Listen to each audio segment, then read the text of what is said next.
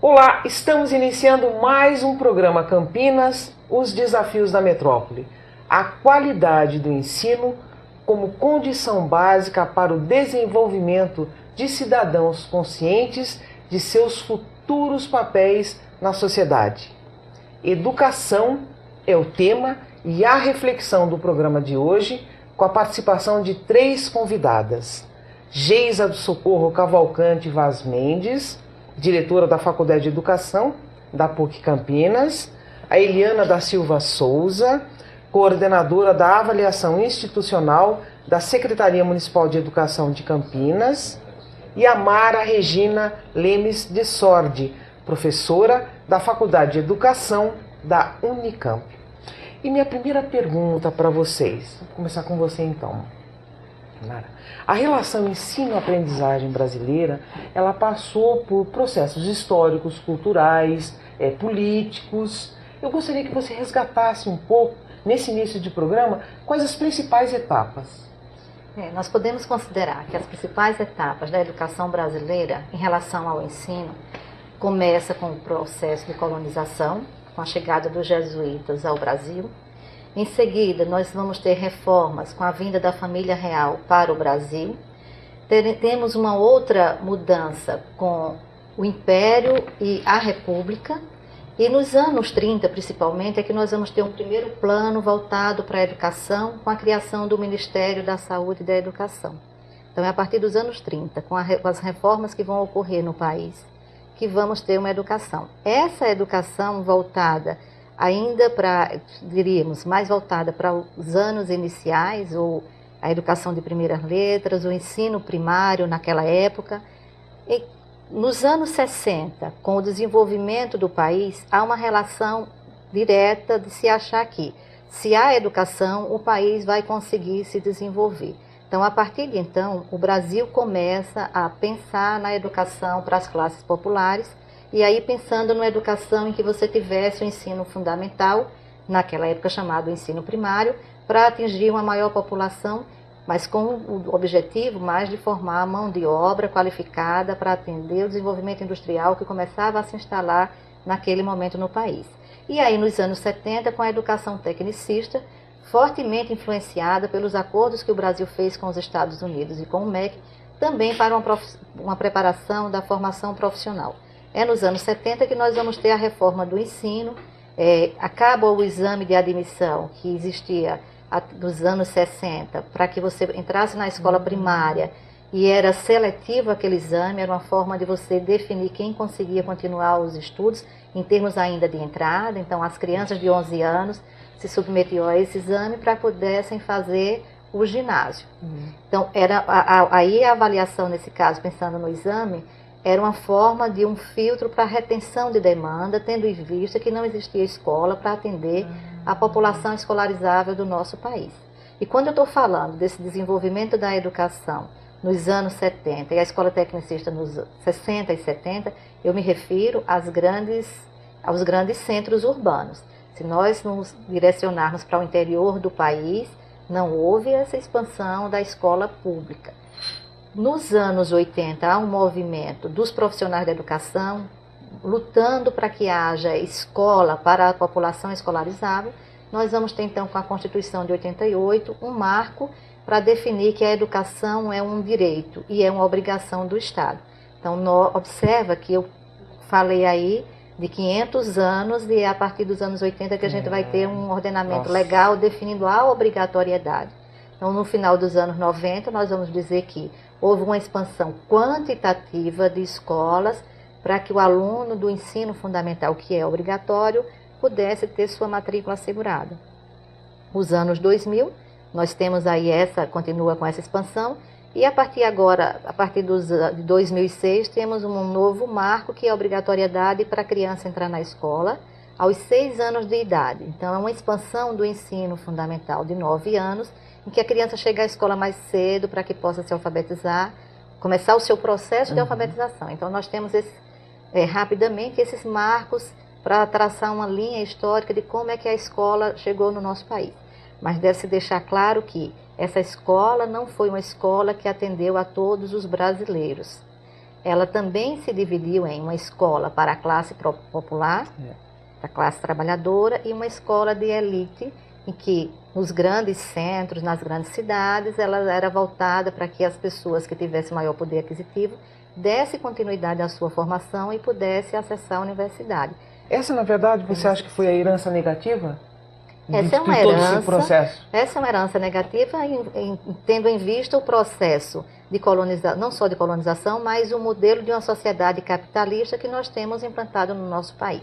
Quando você tem uma sociedade capitalista, que ela é dividida em classes, isso interfere diretamente na organização da escola para atender os interesses dessa sociedade capitalista. Então, no modelo atual vigente de uma sociedade voltada para o capital, eu tenho que ter uma escola que reflita esse modelo para que ele possa se manter aí dentro da sociedade. Então, é isso que interfere, quais são as heranças que a gente poderia se referir ao processo de ensino e da escolarização dentro do Brasil.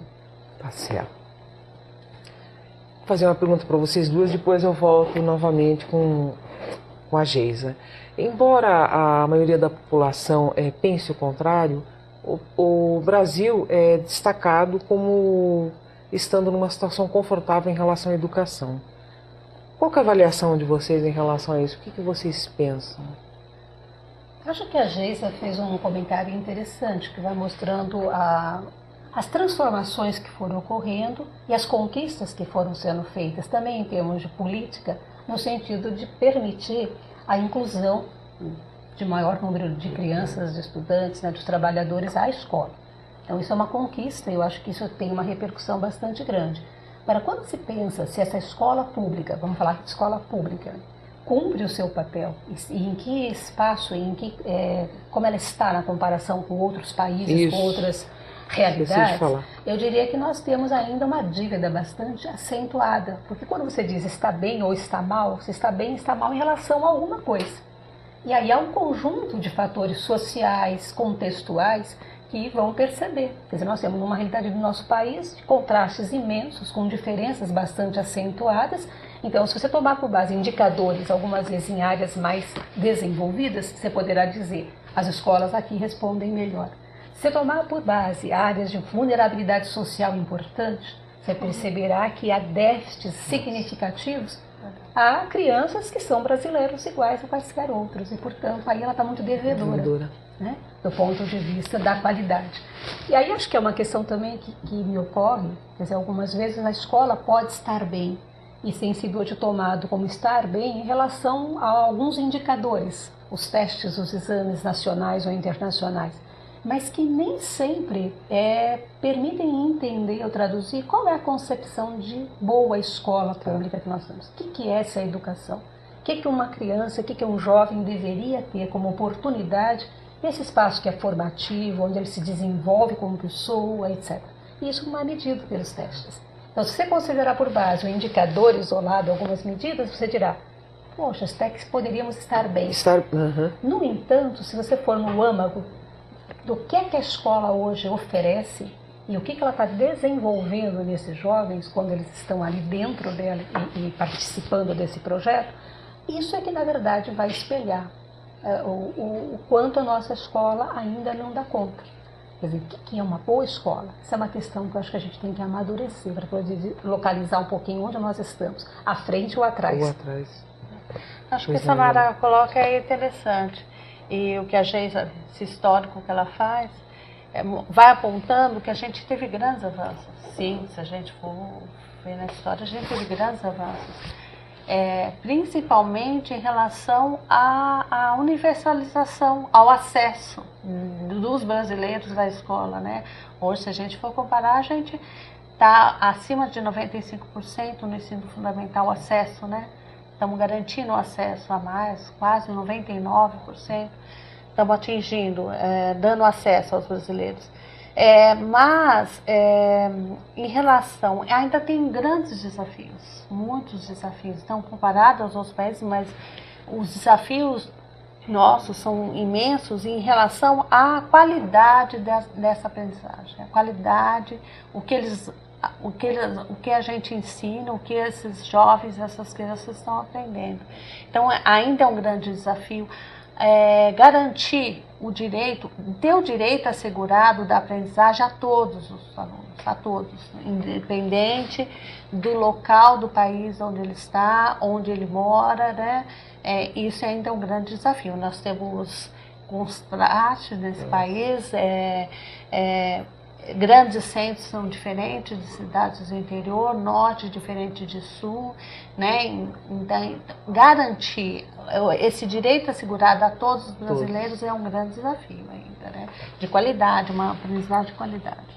Eu acho interessante porque se você observar, quando aparece essa conquista, né, do direito da criança, né, das crianças serem incluídas e a universalização, né, a democratização desse acesso, se você comparar e você fala das famílias, a elas ainda permanece uma questão. Quer dizer, não basta mais que a criança esteja ali. O desejo é que as famílias tenham que as crianças estejam aprendendo.